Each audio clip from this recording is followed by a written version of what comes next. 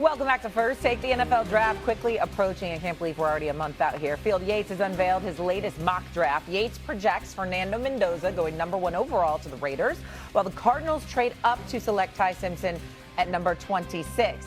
Dan Orlovsky is with us, who has been, making a little bit of noise lately because he's been watching a lot of tape, and you're very high on Ty Simpson. Who do you think is the best quarterback in this draft class? Yeah, I think it's Ty Simpson. It really comes down to, I don't have anything negative to say about Mendoza. I've been adamant about that. I think he's a good player. It's a traits versus tape argument for me. I understand that Fernando Mendoza has a lot of the traits that a lot of quarterbacks in the NFL are built upon. He's big, he's athletic, he's size and speed, and obviously the national championship run was good, very good. Ty Simpson, for me, has better tape. I think that there's more examples of me watching Ty Simpson drop back to pass, NFL concepts, stuff that quarterbacks that we're seeing on a consistent basis do in the NFL. I think he's got very fast eyes against good Missouri defenses to reset, muddy pocket, people at his feet, gets all the way backside on third down, makes it. I have 20 clips, 25, 30 clips that look just like that. You go get in the Vanderbilt game when he's got to reset all the way. And I just think there's a lot of clips for Ty Simpson. I understand he doesn't have the measurables. I can get into that argument, that conversation. But I just believe that if I go off of tape, if you're going off of the tape, I think it's hard to argue that Ty Simpson's not a better player. Stephen A? Well, you know something? I go off of tape too. And I'm not talking about evaluating film because I'm not qualified. I leave that to the great D.O. Dan Orlovsky, okay? And I'll give him that because I love my brother. I truly, truly do. But my God, he's annoying. He really, really is. I got tape too. I got tape of Dan Orlovsky talking football time and time and time again and talking about what he sees, right? And here's the thing, doggy. We're talking about a guy in Fernando Mendoza, universally recognized as the #1 overall pick. Goes undefeated, wins the Heisman, 72% completion of his passes, 3,500 passing yards, 41 touchdowns, leads the nation, just 6 interceptions. Does everything you want from a quarterback to do. The moment against Penn State when he connected with Omar Cooper, and we heard the best call of the year by my man at Fox right there.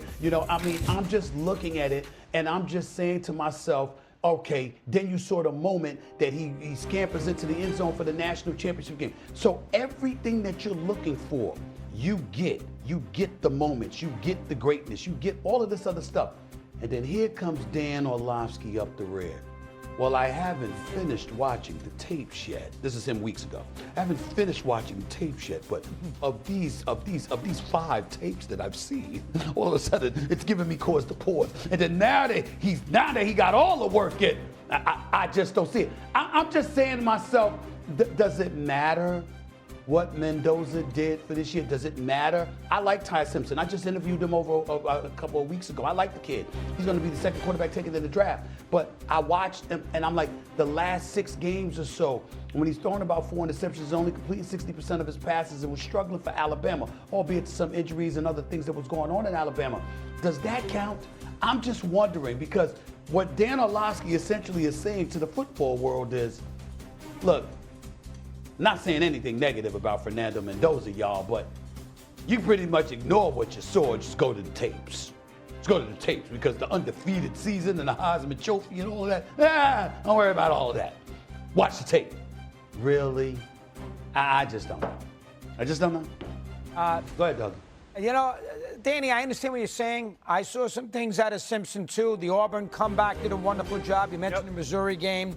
He beat Georgia in Georgia. So, and I watched, we watched the SEC. Those are big games. So there is an intangible quality about him that I do like. So I understand that. But if you draft him, if you're the Jets with #2 or any team that needs a quarterback, you better get it right.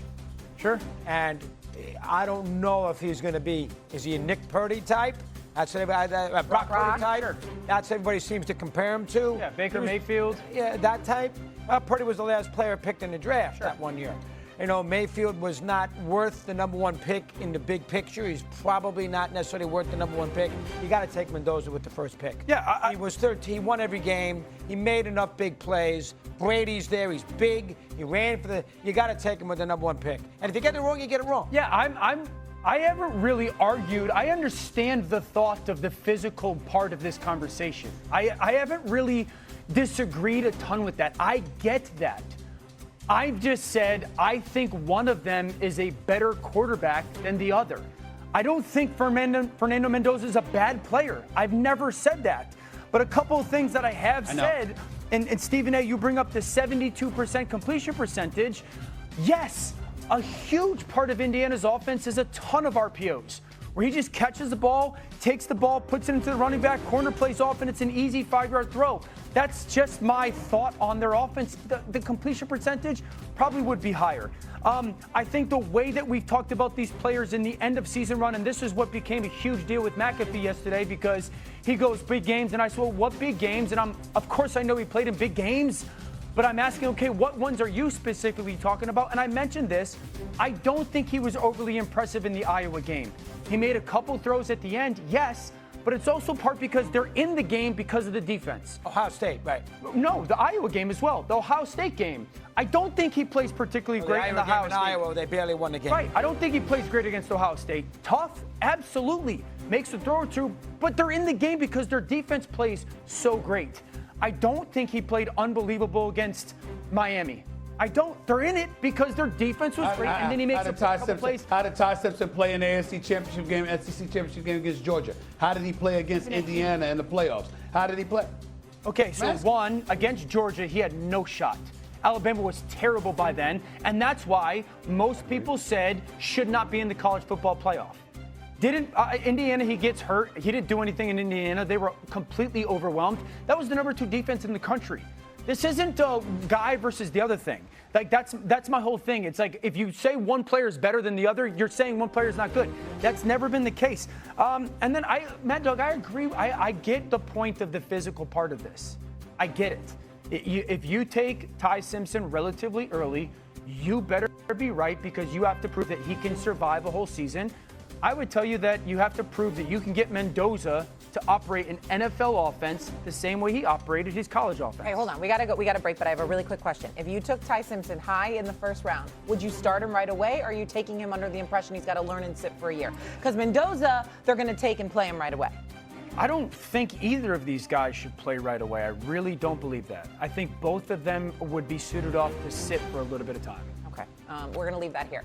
I'm sure Dio will have much more to say about this as we creep closer to the NFL draft, which is about a month away. Many top players could miss out on major NBA awards this season due to that 65-game rule. Should the NBA get rid of the rule? You don't want to miss that. It's next.